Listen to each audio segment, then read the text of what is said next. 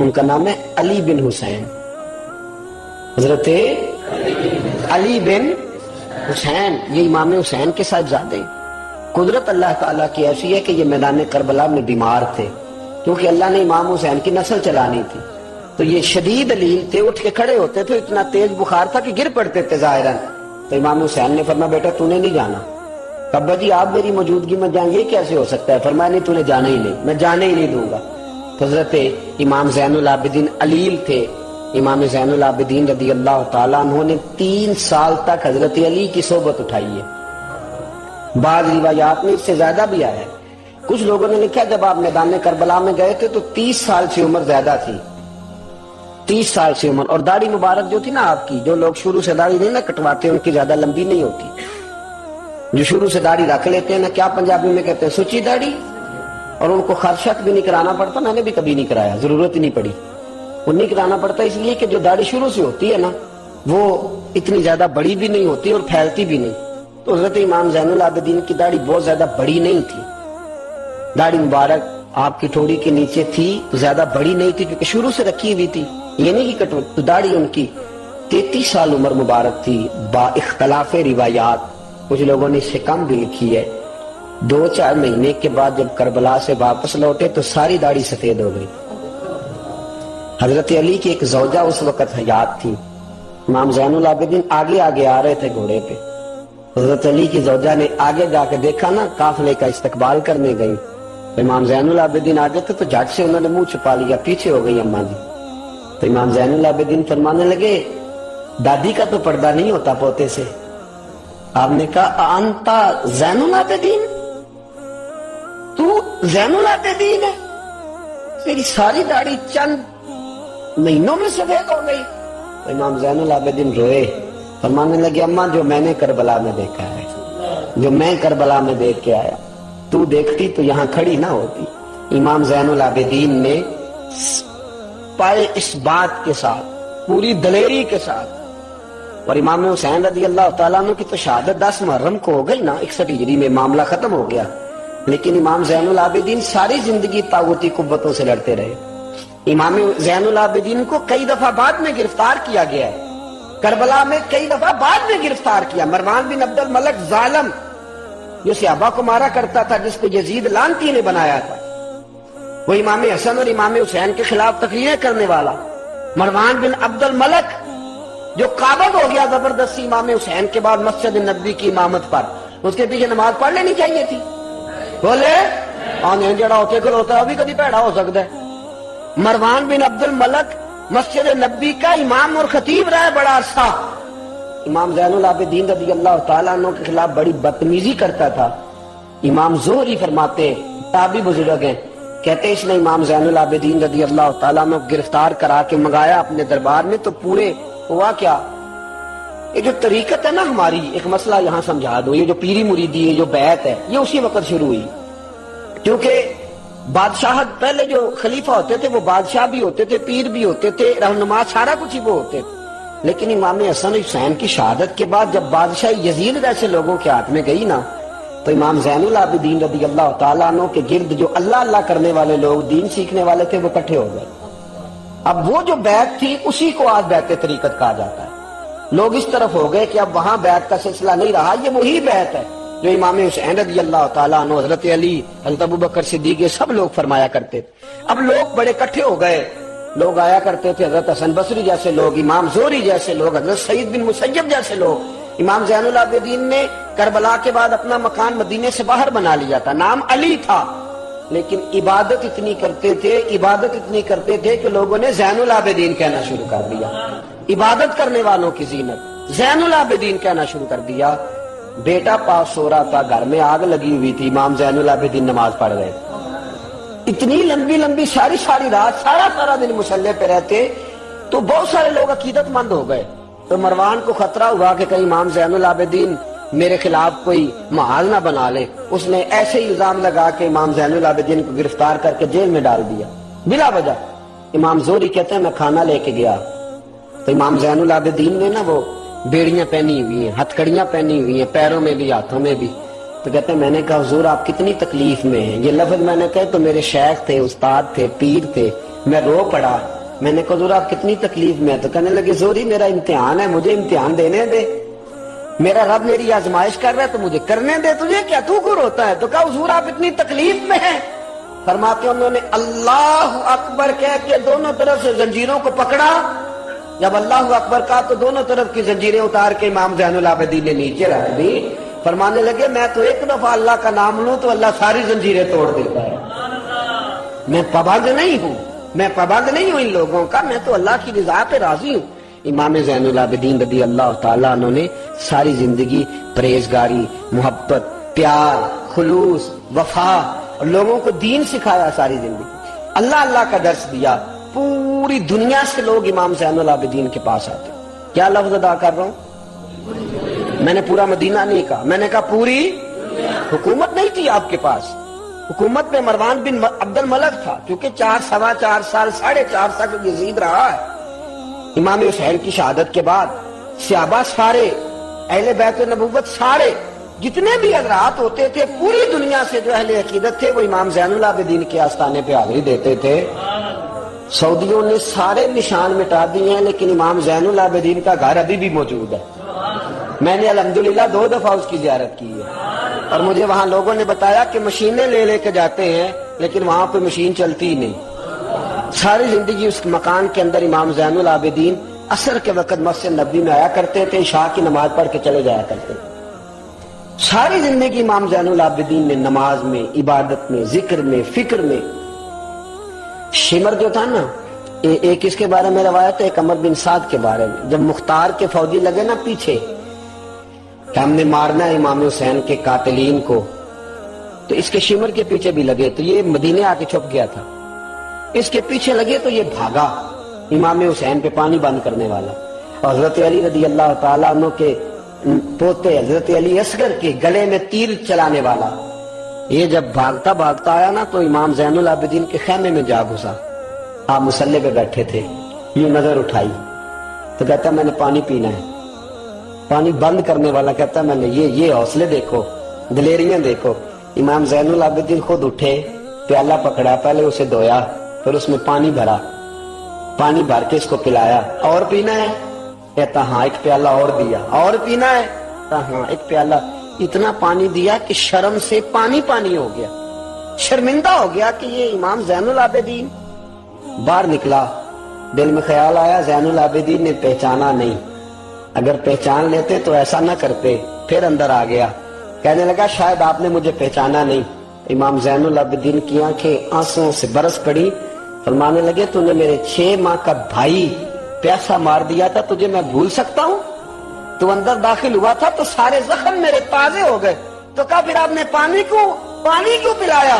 فرمانے لگے پانی بند کرنا تیرے جیسے لوگوں کا طریقہ ہے, اور دشمنوں کو پانی پلا دینا نانا محمد کی سنت ہے جو میں نے ادا کی ہے. یہ میرے نانا کا طریقہ ہے جو میں نے ادا کیا.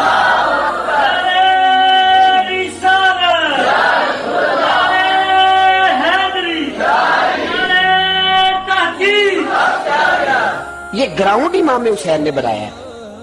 دیکھیے کچھ جدوجہد ایسی ہوتی ہے جو مسلح ہوتی ہے. یہ اہل طریقت, اہل تصوف, امام زین العابدین نے جو لوگ تیار کیے, اگر میں ان کے نام بتاؤں تو آپ حیران ہو جائیں. حضرت حسن بصری کو تیار فرمایا. حضرت حسن بصری جیسے لوگ, امام حسن بصری جو ولایت کے بادشاہ ہوئے, امام زین العابدین کے شاگرد. حضرت امام زین العابدین کے, حضرت سعید بن مسیب جیسے خیر التابعین امام زین العابدین کے شاگرد. حضرت حرم بن حیان جیسے جلیل القدر لوگ جنہوں نے بعد میں رسول اللہ کی سینکڑوں حدیثوں کو روایت کیا, امام زین العابدین کے شاگرد. رکے نہیں, میدان کربلا میں ہمت ٹوٹ گئی, اب معاملات آگے نکل گئے تو میں چپ کر کے بیٹھ جاؤں. انہوں نے مصلے پہ بیٹھ کے نبی پاک کا دین پڑھانا شروع کر دیا. انہوں نے پھر حجرے میں بیٹھ کے لوگوں کو اللہ اللہ, اور اس اللہ اللہ کا نفع یہ ہوا, اس اللہ اللہ کا فائدہ یہ ہوا کہ ایسے مجاہد تیار ہوئے, ایسے دلیر تیار ہوئے کہ کچھ سال گزرے تو حضرت عمر بن عبدالعزیز جیسے نیک آدمی کی حکومت قائم ہو گئی. امت کو یہ نفع ملا. نیک لوگ آپ دیکھیں نا, اگر سارا زمانہ برائی سے بھرا ہوا ہے تو کیا اس کو چھوڑ دیا جائے گا؟ ٹھیک ہے کریں سارے, آپ 5 آدمی صحیح کر دیں, آپ 3 آدمی ٹھیک کر دیں, اپنا کردار تو ادا کریں. اپنا آپ اس کے اندر کردار، تو امام زین العابدین رضی اللہ تعالیٰ نے اپنا کردار ادا فرمایا. اور پھر سب سے بڑی بات یہ تھی غریب پروری. جب یزید مر گیا اور دیگر حکومتیں آنے لگی تو امام زین العابدین کے پاس لوگ بہت سارے نذرانے لے کے آتے. یزید کے زمانے میں بھی آتے لوگ، بڑے نذرانے خدمت کرتے، بڑا کچھ کرتے، گھروں کے اندر بڑا سامان آپ کے پاس پڑا ہوتا. آپ کے صاحبزادے امام باقر، آپ فرماتے رات ہوتی تو میرے ابا جی اپنے کندھے پر بوریاں رکھ لیتے، اپنے کندھے پر، شہزادے خود اپنے کندھے پر، اور غریبوں کے گھروں تک پہنچا کے آتے، خود بوریاں اپنے کندھے پہ رکھ لیتے. فرماتے ہیں میں کہتا ابا جی میں چھوڑ آتا ہوں، مجھے بتائیں. فرمانے لگے کہ اگر تو چھوڑنے جائے گا تو تجھے اس غریب کا نام بھی بتانا پڑے گا، تو میں کسی کو رسوا نہیں کر سکتا، میں رسوا نہیں کروں گا، میں خود دے کر کے آتا ہوں. امام زین العابدین رضی اللہ تعالیٰ عنہ نے عمر بھر یہ غریب پروری کا مظاہرہ فرمایا، اپنے بچوں کی تربیت فرمائی. امام زین العابدین رضی اللہ تعالیٰ عنہ مصلے پہ بیٹھے اتنے پاورفل ہو گئے کہ حکومتیں ان سے ڈرنے لگی. مصلے پہ بیٹھے بیٹھے اتنے پاورفل ہوئے، اتنے عظیم ہوئے کہ حکومتیں لرزنے لگی. ایک وقت ایسا آیا کہ مروان جیسا تگڑا حکمران، ظالم جو آدمی ہوتا ہے نا، بدماش آدمی سمجھتے لوگ مجھ سے ڈرتے ہیں، حالانکہ لوگوں کی شرافت ہوتی ہے، لوگوں کی یہ.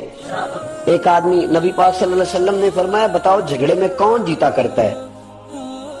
تو صحابہ کہنے لگے حضور آپ بتا دیں. فرمایا جو زیادہ منہ زور ہوتا ہے وہ جھگڑے میں جیت جاتا ہے. جھگڑے میں شرفا نہیں جیتا کرتے، جو منہ زور لوگ ہوتے ہیں نا، وہ بڑا منہ زور تھا، بڑا بدتمیز تھا. اگر اس کو کوئی سیابی بھی نظر آ جاتا تو اس کو بھی ایڑی لگانے سے باز نہیں آتا تھا. بڑا نالائق تھا، ڈنڈا سوٹا بڑا چلاتا تھا، بڑا سخت گیر آدمی تھا. لیکن اس نے ایک غریب آدمی پہ ظلم کیا، اس کا مال دبا لیا. تو امام زین العابدین تھے نا، حضرت علی کے پوتے، اگرچہ بیٹھے تھے اندر حجرے میں بیٹھے تھے، آپ بظاہر تصوف طریقت کی خدمات سر انجام دے رہے تھے، لیکن اس شخص نے آ کے رویا، کہنے لگا حضور میرا اس نے مال دبا لیا ہے. تو امام زین العابدین نے چھڑی ہاتھ میں لی اور چھڑی ٹیکتے ہوئے مروان کے دربار میں پہنچے. کہنے لگے اس غریب کا مال تو نے لیا ہے؟ تو نے لیا اس کا مال؟ کہنے لگا میں گورنر ہوں. تو اس نے کہا نا زبردستی میں گورنر ہوں. تو وہ شخص کہتا ہے امام زین العابدین کے ہاتھ میں چھڑی تھی، زور سے فرش پر ماری. کہنے لگے آنا ابن حسین، اگر تو گورنر ہے تو میں حسین کا بیٹا ہوں، میں حسین کا بیٹا ہوں، میں حسین کا بیٹا. 3 دفعہ امام زین العابدین نے یہ جملے کہے نا، تو گورنر ہے تو میں حسین کا بیٹا ہوں. پتہ ہے نا جب 3 دفعہ گرجدار آواز میں یہ جملے کہے تو امام زین العابدین سے کہنے لگا آپ چاہتے کیا ہیں؟ فرمانے لگے ابھی اس کا مال واپس ہونا چاہیے، ابھی اس کا مال واپس ہونا چاہیے. اسی وقت بھرے دربار میں مروان نے مال منگایا، اس غریب آدمی کو دیا. وہ غریب آدمی اپنا مال لے کے واپس چلا گیا. تو امام زین العابدین بھی لوٹے. لوگ مروان سے کہنے لگے تو اتنا دلیر بنتا ہے، ایک صوفی آدمی جس کے ساتھ بندہ بھی کوئی نہیں، ایک غریب آدمی کھڑا ہے، ہاتھ میں ڈنڈا ہے، کوئی اسلحہ نہیں، کوئی تلوار نہیں، کوئی خنجر نہیں، تو ڈر کیوں گیا ہے؟ کہنے لگا مجھے پتہ ہی نہیں چلا. امام کی گرج اتنی زبردست تھی کہ میرا وجود کانپ رہا تھا اور مجھے لگ رہا تھا اگر میں نے بات نہ مانی تو پتہ نہیں آسمان گر جائے گا یا زمین پھٹ جائے گی. میں ڈر گیا، ہیبت طاری ہو گئی، روک گئے. اصل بات کیا تھی؟ ان اللہ مع الصابرین، اللہ صبر کرنے والوں کے، جس کے ساتھ اللہ ہو. حضور نے فرمایا غار ثور میں حضرت ابو بکر سے قرآن بیان، لا تحزن ان اللہ معنا، تو نہ ڈر، اللہ ہمارے ساتھ ہے. اللہ ہمارے، جس کے ساتھ اللہ ہوتا ہے پھر وہ کسی سے ڈرا نہیں کرتا. ایک محبت کی بات بھی بتا دوں، لوگ ہی نہیں جاتے تھے. امام باقر فرماتے ہیں ایک دن نا ایک ہرنا آ گیا، ہرنی آ گئی دوڑی دوڑی. تو امام اندر عبادت کر رہے تھے تو میں باہر دروازے پہ کھڑا تھا. تو وہ ہرن بار بار امام صاحب کے کمرے کی طرف جاتی. فرماتے میں بند کرتا، یہ ملا جامی نے اس کو شواہد النبوہ کے اندر لکھا ہے. فرماتے بار بار جاتی، میں اس کو روکتا. تو نماز مکمل کر کے مجھے کہنے لگے کیا بات ہے؟ میں نے کہا حضور ایک ہرنی ہے اندر آنا چاہ رہی ہے. تو فرمایا کھول دو دروازہ، آنے دو، جانور ہے، آنا چاہتی ہے تو آنے دو. کہتے وہ ہرن اندر آیا تو میں نے اس کو دیکھا کہ وہ امام صاحب کے رات کا وقت ہے، تو امام زین العابدین کے کان کے ساتھ منہ لگائے ہوئے. ہرن، شام کا وقت ہے. فرماتے میں نے دیکھا کہ امام زین العابدین نے چھڑی پکڑی، امامہ باندھا، جبہ پہنا.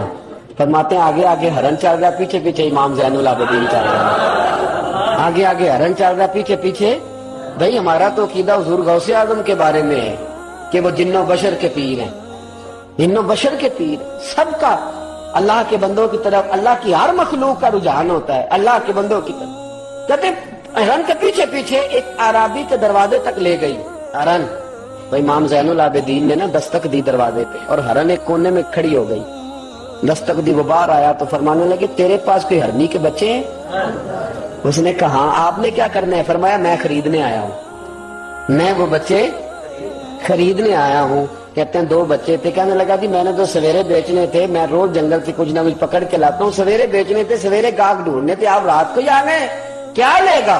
اس نے کہا 20 دینار 2 بچوں کے. امام صاحب نے 20 دینار دیے، بچے پکڑے، واپس لائے. امام باقر فرماتے ہیں 2 ہرن کے بچے امام زین العابدین نے جب پکڑائے تو میری آنکھیں چھلک پڑی، میں رو پڑا. اور میں نے کہا ابا جی میں تو سمجھتا تھا انسانوں کے دکھ کا ہی مداوع کرتے ہیں، اللہ نے تو آپ کو جانوروں کے دکھوں کا مداوع کرنے کی بھی توفیق عطا فرمائی. تو پھر میرے امام نے سچ کہا ہے نا، تیری نسل پاک میں ہے. کیسا عقیدہ ہے، کیسا عقیدہ ہے.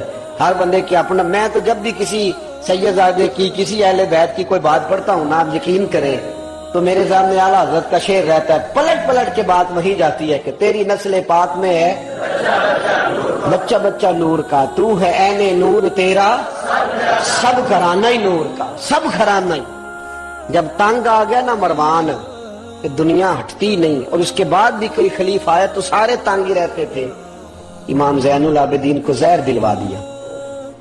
امام حسن کی شہادت بھی زہر سے ہوئی، امام زین العابدین کو زہر دلوایا. جب زہر آپ کی رگوں میں اترا، آپ کو درد محسوس ہوا تو امام باقر فرماتے ہیں سجدے میں چلے گئے، سجدے میں چلے گئے. میں نے کہا حضور اتنی تکلیف ہے، آپ یہ کیا کر رہے ہیں؟ فرمانے لگے میں سوچتا تھا میں جہاد پہ نہیں نکلا تو کہیں بستر پہ مجھے تبھی موت نہ آ جائے. میرا دادا بھی شہید، میرا والد بھی شہید، میرے تایا بھی شہید، میرے بھائی بھی شہید، میرے پھپھی داد چچا داد بھی شہید. میں سوچتا تھا کہیں تبھی موت نہ چلا جاؤں. سجدہ شکر ادا کر رہا ہوں کہ رب نے مجھے بھی شہادت عطا فرما دی ہے، اللہ نے مجھے بھی شہادت کی موت عطا فرمائی ہے. پھر وصیت فرمائی امام. دیکھیں اللہ والوں کے مزار کی بھی برکت ہوتی ہے. امام باقر کو وصیت فرمائی صاحبزادے کو، فرمایا مجھے میرے تایا امام حسن کے ساتھ جنت البقیع میں دفن کرنا، ان کے ساتھ. تو کہتے میں نے کہا ابا جی وہاں تو جگہ ہی نہیں. روتے ہوئے میں نے کہا. کہنے لگے تو جا کے تلاش کرنا، جگہ مل جائے گی. فرماتے میں پہلے جنت البقیع جاتا تھا تو قبریں ساتھ ساتھ ملی ہوئی نظر آتی تھی. امام زین العابدین کے وصال کے بعد گیا تو مجھے پوری قبر کی جگہ نظر آئی، پوری جگہ جس کو میں پہلے تھوڑا سمجھا کرتا تھا وہ پوری جگہ ملی. امام حسن کے بالکل متصل امام زین العابدین کا مزار ہے. امام زین العابدین نے سینکڑوں شاگرد چھوڑے، درجنوں ہزاروں کی تعداد میں آپ سے فیوز و برکات حاصل کرنے والے لوگ چھوڑے. اور جتنا صوفیاء کا سلسلہ پھر آگے بڑھا، حضرت حسن بصری، حضرت فضیل بن عیاض، پھر اس کے بعد حضرت سری سختی، پھر اس کے بعد حضرت آپ میں اگر آپ کو دلائل کے ساتھ عرض کروں تو سارا فیضان امام زین العابدین کا ہے، سارا فیضان. آپ کے اپنے صاحبزادے امام باقر کے بیٹے امام جعفر صادق اور امام جعفر صادق کے شاگرد اور مرید ہے امام اعظم ابو حنیفہ. جتنی شاخیں علم کی پھیلی، جتنی شاخیں پھر اس کے بعد طریقت کی پھیلی، علم حدیث کی پھیلی، وہ ساری امام زین العابدین کا فیضان ہے. اور آج تک امت مسلمہ کے اندر امام زین العابدین کا فیضان جاری ہے اور انشاءاللہ صبح قیامت تک جاری رہے گا. علمی فیضان بھی، روحانی فیضان بھی، اور دنیا میں جتنے سعادات پائے جاتے ہیں وہ بھی امام زین العابدین کی اولاد ہے. امام حسین کی ساری اولاد امام زین العابدین سے ہے. اللہ تبارک و تعالیٰ نے کس قدر فضل فرمایا.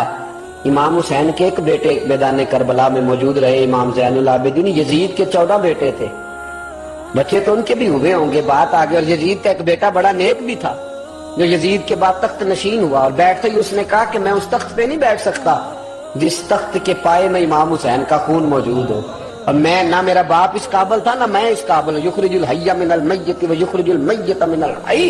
اللہ زندوں سے مردے، مردوں سے زندے، اچھوں سے برے، بروں سے اچھے پیدا کر دیتا ہے.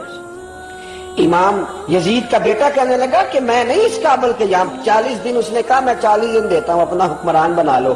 اس کے بعد وہ تخت سے نیچے اتر گیا۔ نیک بھی ایک بیٹا تھا لیکن پھر بھی یزید کی نسل آگے نہ بنی، نہ زیاد کا وہ ستم رہا، نہ یزید کی وہ جفا رہی، جو رہا تو نام حسین کا، جسے زندہ رکھتی ہے کربلا، جو رہا تو نام، اور انسان کو بیدار تو ہو لینے دو، ہر شخص پکارے گا ہمارے ہیں حسین۔ حضرت مولا علی شیر خدا کرم اللہ تعالی وجہ الکریم فرماتے ہیں نبی پاک ایک سفر پہ گئے تو مجھے اپنا نائب بنا کے مدینے میں چھوڑ گئے حفاظت کے لیے۔ میری باتوں کی سمجھ تو آ رہی ہے نا آپ حضرات کو؟ حضور مجھے چھوڑ گئے، کہتے ہیں میرے پاس مال غنیمت کے تھوڑے سے پیسے تھے، میں سونے کا ایک ہار لایا، ایک لاکٹ لایا، سیدہ فاطمہ کو تحفہ دیا پہلی دفعہ، سونے کا ہار انہوں نے پہن لیا۔ نبی پاک علیہ السلام کا طریقہ مبارکہ یہ تھا کہ حضور جب سفر پہ جاتے تھے تو سب سے آخر میں سیدہ فاطمہ کے گھر جاتے، اور جب واپس آتے تو سب سے پہلے آتے، سب سے پہلے۔ حضرت علی کہتے ہیں قاصد آیا، اس نے آ کے بتایا کہ کل نبی پاک واپس آ جائیں گے۔ سیدہ فاطمہ بڑے دنوں سے انتظار کر رہی تھی کہ حضور آئے نہیں، اتنے دن ہو گئے۔ جب جا کے بتایا نا کہ کل حضور آئیں گے تو کہتے سیدہ نے صبح سے صفائیاں شروع کر دی، کھانا پکایا اپنے محبوب کے لیے، حضور کے لیے بہترین کھانا بنایا اور بہت ساری تیاری کی۔ کہتے ہیں حضور آئے، حسب روایت حسب عادت، وہی مبارک عادت جو محبوب کی ہمیشہ سے تھی، نبی پاک آئے، پہلا قدم سیدہ فاطمہ کے گھر میں رکھا، السلام علیکم کہا، اور سیدہ نے وعلیکم کہا تو حضور نے ان کا چہرہ دیکھا تو واپس چلے گئے۔ حضرت فاطمہ رونے لگ گئی۔ مولا علی شیر خدا کہتے ہیں میں گھر آیا تو بی بی صاحبہ زاروں قطار رو رہی۔ فاطمہ کیا ہوا؟ کالی پتہ نہیں، حضور سلام لیا واپس چلے گئے، ایسا کبھی ہوا ہی نہیں، پتہ تو کریں۔ شیر خدا کہتے ہیں میں مسجد میں گیا تو نبی پاک بھی ایک کونے میں بیٹھ کے رو رہے۔ میں نے کہا یا رسول اللہ آپ یہاں رو رہے ہیں، فاطمہ وہاں رو رہی ہے، بات کیا ہے؟ تو نبی کریم علیہ السلام نے فرمایا وہ میری بیٹی ہو کے سونا پہنتی ہے، اگر فاطمہ بھی سونے سے پیار کرے گی تو امت کی غریب بیٹیاں کدھر جائیں گی؟ وہ بھی سونا پہننے لگ گئی، وہ بھی اگر یہ کام کرے گی تو غریبوں کی بچیاں کس کے طریقے پہ چلیں گی؟ وہ بھی سونا پہنتی ہے۔ حضرت علی کہتے ہیں میں نے کہا یا رسول اللہ انہوں نے نہیں پہنا، وہ تو میں نے لا کے دیا ہے، انہوں نے خواہش نہیں کی۔ تو محبوب نے فرمایا اسے جا کے بتاؤ۔ حضرت فاطمہ الزہرا رضی اللہ تعالی عنہا کو جا کر کے بتایا گیا کہ محبوب پاک تو اس بات سے آپ سے ناراض ہے۔ حضرت فاطمہ نے اسی وقت سونا اتارا، کہا علی جو مدینے میں سب سے غریب گھر ہے اسے دے آ جا کے۔ بھائی نبی پاک نے انہیں سادگی میں رہنا، پاکیزگی میں رہنا سکھایا، انہیں حسن سکھایا، انہیں عبادت سکھائی۔ نبی پاک علیہ السلام، یہ تو ساری دنیا بیان کرتی ہے کہ امام حسین نبی پاک کے کندھے پہ بیٹھ جاتے تھے سجدے کے عالم میں تو 72 تسبیحیں حضور پڑھتے تھے۔ پتہ ہے حضور سکھاتے کیا تھے؟ نبی پاک امام حسین کو سجدہ کرنا سکھا رہے تھے، حضور سجدہ کرنا سکھا رہے تھے، سجدہ کرنا۔ پورے کربلا میں، پورے کربلا کے واقعے میں کسی جگہ بھی امام حسن اور امام حسین نے کسی ایک مقام پہ بھی یزیدیوں سے کوئی مطالبہ نہیں کیا، کوئی بات نہیں منوائی، کہا جو تمہاری مرضی۔ ایک بات صرف کی، ایک گزارش، توجہ ہے میری بات پر؟ ایک بات صرف کی، ایک مطالبہ رکھا۔ جب 9 محرم کو عمر بن سعد نے، شمر نے، ان سب نے کہا نا کہ حسین جہاں اب بات ختم ہو گئی، یا بیعت کرو یا جنگ کرو، تو امام حسین نے فرمایا مجھے ایک رات کی مہلت دو۔ علی کے بیٹے مہلت مانگ سکتے ہیں؟ بولے نا یار، مہلت مانگتے تھے وہ، کیا ضرورت تھی؟ امام حسین نے فرمایا مجھے مہلت دے، ایک رات رہ گئی ہے، میں راج کے سجدے کرنا چاہتا ہوں۔ سجدوں کے لیے مہلت مانگی، سجدوں کے لیے، توجہ ہے میری بات پر؟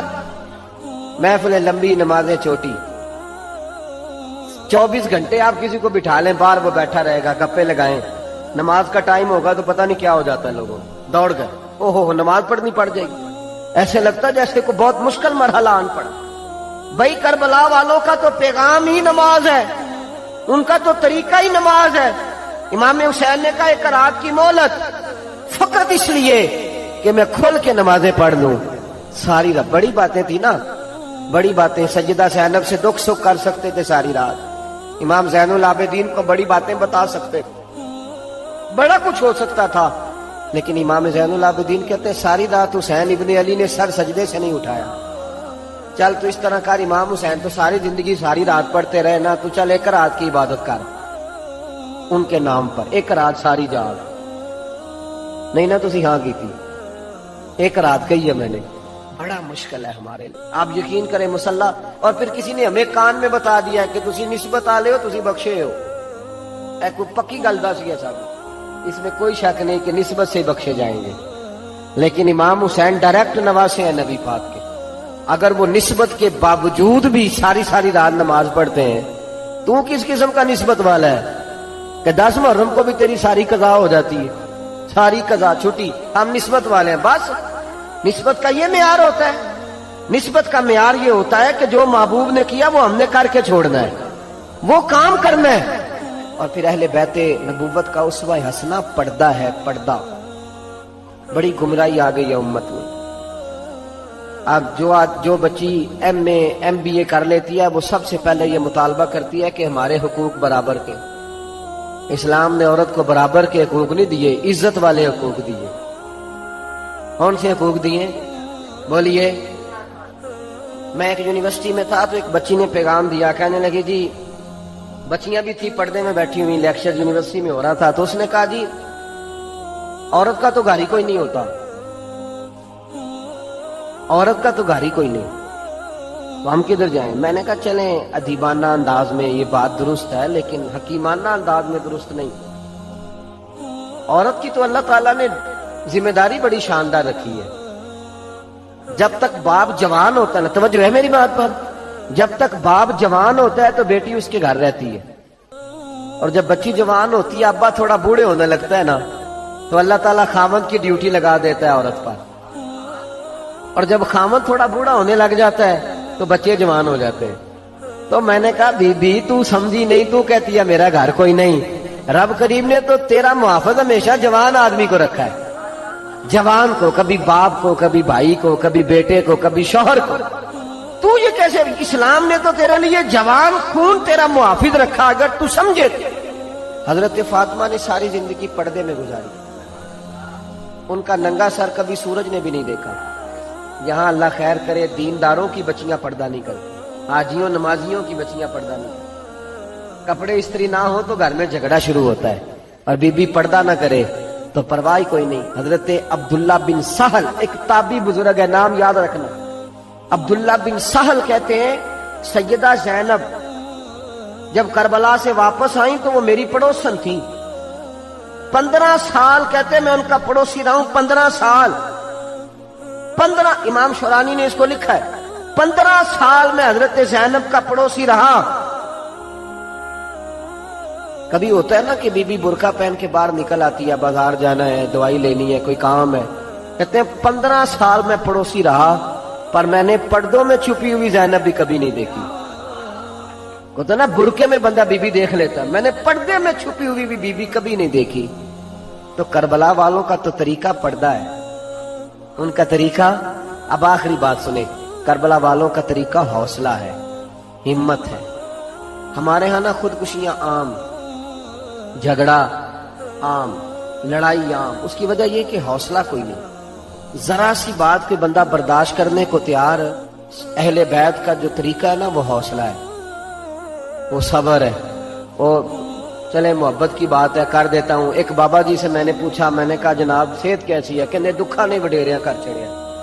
میں کہا کنی عمر ہے تہاڈی؟ کہنا میں عمر تے ابھی 76 کو سال ہے. تو میں کہا دکھاں تو بغیر دی ہوں تو وڈیریاں ہی ہونا تھی. بس کر دے، دکھوں کو بدنام کیا ہوا بلا وجہ. اب بس کریں، وڈیرے ہونا تھا کہ نہیں ہونا تھا؟ تو نہ دکھاں دا لا دیتا ہے. ہجوم غم میں دی توہین نے ضبط غم نہ ہوئی، ہم تو اس احتیاط سے روئے کہ آنکھ نم نہ ہوئی. اللہ والے تو مطلب شکوہ کرنا ہر وقت شکوہ، حوصلہ ہی کوئی نہیں، سکون ہی کوئی نہیں، پریشانی بڑی ہے جی، آزمائش بڑی ہے. کبھی آپ نے کہیں سنا ہے کہ واقعہ کربلا کے بعد حضرت زینب معاذ اللہ نفسیاتی مریض ہو گئی تھی؟ امام زین العابدین، سیدہ سکینہ، حضرت صغرا، وہ حوصلے میں رہے، وہ توانا رہے. امام زین العابدین نے اس کے بعد بھی کئی دفعہ پیروں میں بیڑیاں پہنی، کئی دفعہ سادات کا خاندان چلا۔ یہ جو داتا علی اجویری نے آ کے آپ کو کلمہ پڑھایا یہ بھی سید زادے ہیں،